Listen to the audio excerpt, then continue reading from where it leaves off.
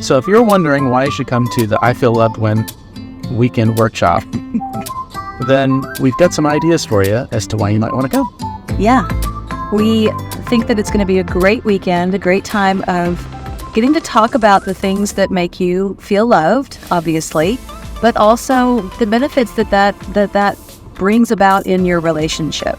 So things like there's just better understanding, greater peace within the relationship. There's just obviously a greater sense of feeling loved. When Cosmo speaks my love language to me, I automatically feel more loved. All right. So if there's some places in your relationship where you feel maybe disrespected or that they really don't understand you, they're not loving you in the way that you really receive love. You know, we talked about 5 love languages. There's ways to give love. There's also ways to receive love.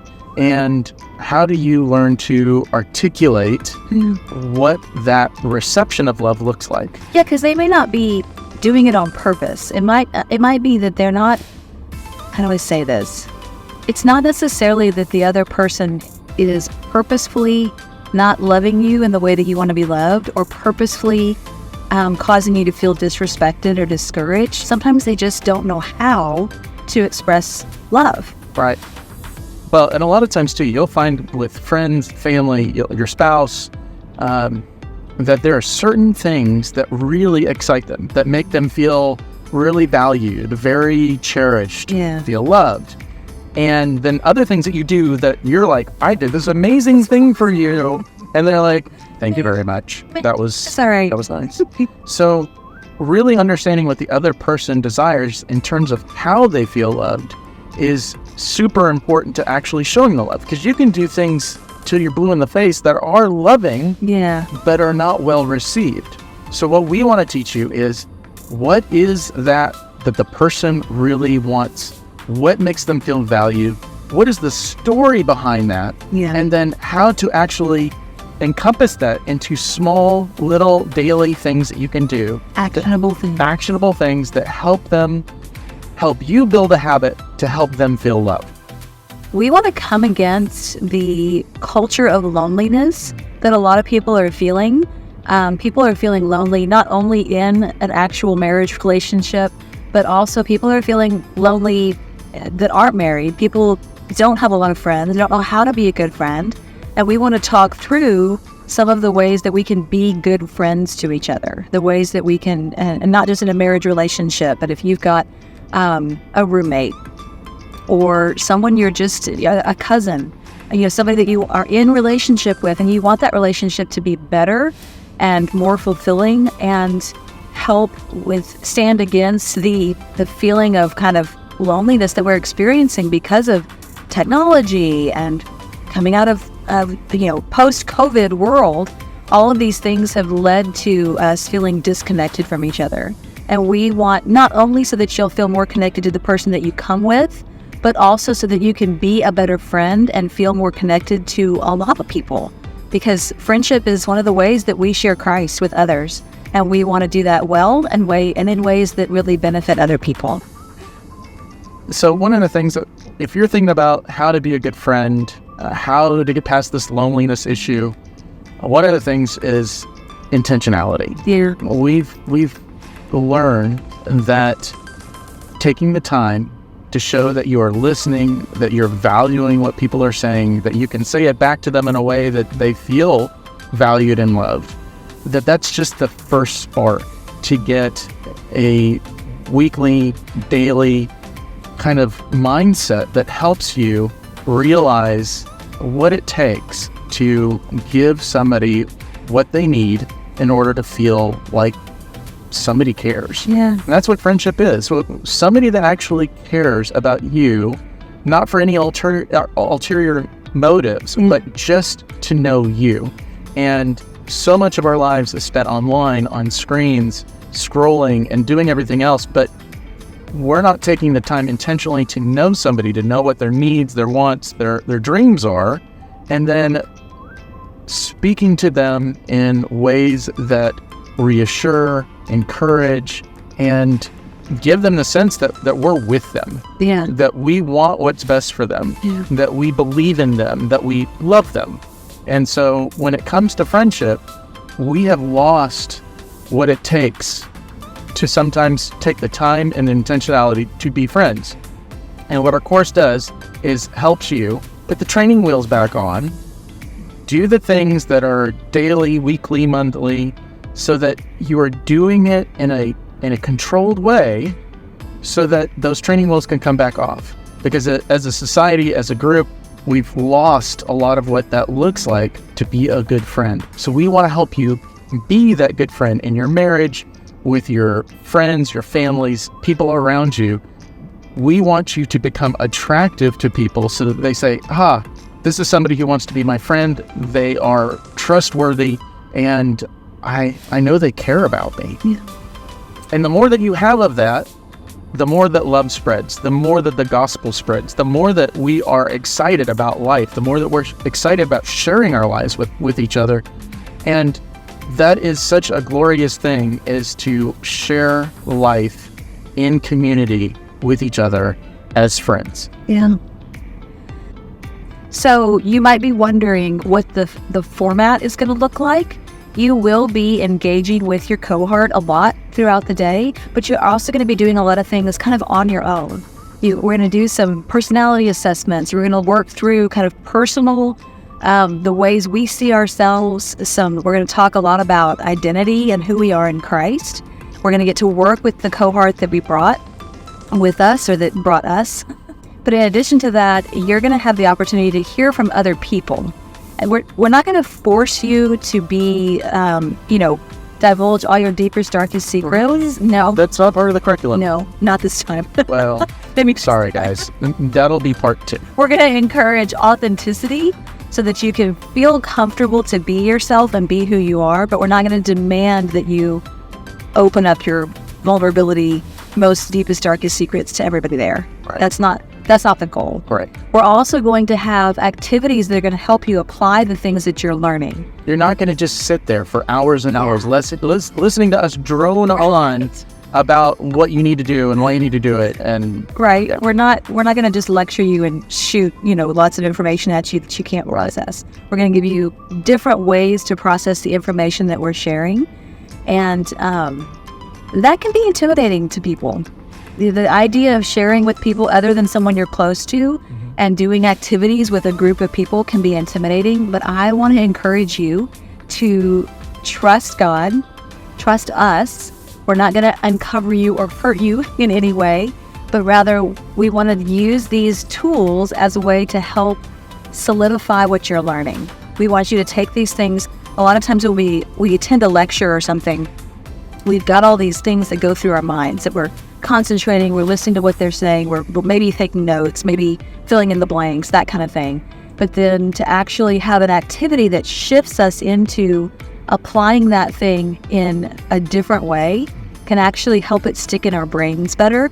And we want this we call it a workshop on purpose. We want this to be an opportunity for you to do some work while you've got the time and the space to do the work. So that then when you walk away and you're doing it on your own, it's a little bit more planted in your mind and heart, as opposed to just, what were we supposed to do? Oh, of the 45,000 things that they told us? Right. Of the 8 hours of nonstop talking, we're supposed to now go and just apply it. Right. No, we're going to help you to have ways to apply it so that it's more ingrained in who you are and in your mentality, so that you can apply it to have great relationships that honor God. That's our big goal, is God honoring relationships. And the one thing that we want to do beyond our weekend workshop is to have weekly meetings. So that's part of this whole process. The I Feel Loved One system comes with weekly meetings. Yeah. And what you want to do is show up every week, and we have a kind of a guide, a roadmap that allows you to do the same kind of things over and over again.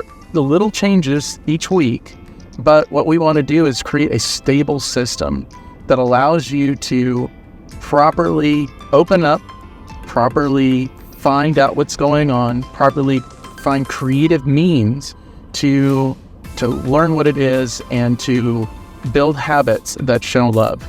So the weekend workshop is just the beginning Because what we want you to do is not just learn a lot of stuff and then try to figure it out. We want you to come back week after week with us, spend some time, practice. Everything that we do in life, we go to school for things. We are constantly trying these things over and over again. Why? Because you don't get them the first time. Yes. We don't believe that you can show up to a weekend workshop and then boom, you're just transformed. You're a completely different person. So what we want you to do is practice with us, with each other, and give yourself the time and the ability to see things, to shift your perspective so that the transformation happens organically and not as a forced rote. This happens for every single human being. Right. Your relationship is different than everybody else's. So you have to take the time to see how the system works for you. Yeah. And we're not going to try to make you work for the system. Right. It's the other way around. We want this to be an organic way for you to just build into a lattice work, kind of like vines growing on a lattice.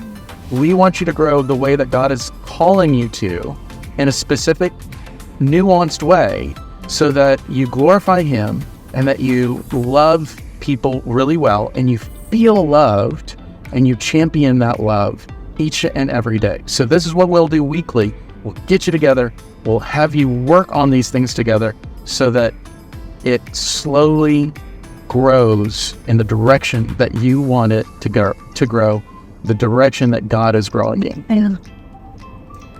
Yeah, so those follow-up weeks are super important. However, we get that it's the summer and that there could be some difficulty in making it for those 4 weeks in a row. It may be so hot that your car melts. So Susie's melting. Susie might melt. Deal with the heat well. Yeah. But don't worry. Like, you have to skip a week because there's something else going on that you can't move around. You're on vacation, whatever the case may be. We're going to figure it out. We're going to work with you. We plan to record these sessions because we're going to do little mini teachings on each of those Wednesdays in addition to what you heard on the weekend. And so we want you to have those materials as well. But don't worry if you're like, I can come to the weekend, but I can't make it to all 4 of the follow-ups. That's okay. It's okay. Let's figure something out where either we can do a makeup session or send you the materials or something along those lines. So don't stress.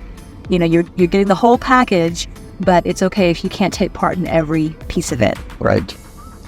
So one of the important things that we want you to learn through this weekend and through the whole process is how to major in the minors, how to look at the small things in your relationship first so that later on those major things seem much smaller. We want you to understand that the more time you take communicating and dealing with some of the smaller to medium-sized issues, and you do that consistently, week by week by week, trust builds, value builds in the relationship, and then things start melting away because now you've removed a lot of the stress, you've removed the anxieties.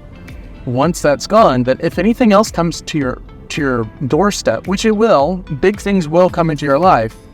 And now that you have the practice and the trust that's built up in doing something in a weekly manner that shows that you're there, that shows that you care, then those major things become minor. They're much smaller. They may have a big impact, but you can deal with them in such a way inside of this framework that we'll help you create and that God helps solidify your love for one another. You know what it reminds me of? What does it remind you of? Dave Ramsey has a thing called a debt snowball. Oh, yeah. Where you take your small debts and you pay them off first because it builds momentum. Like, it's exciting to pay off your debts. And I feel like this is very similar. Like, let's not tackle the big giant thing in your relationship.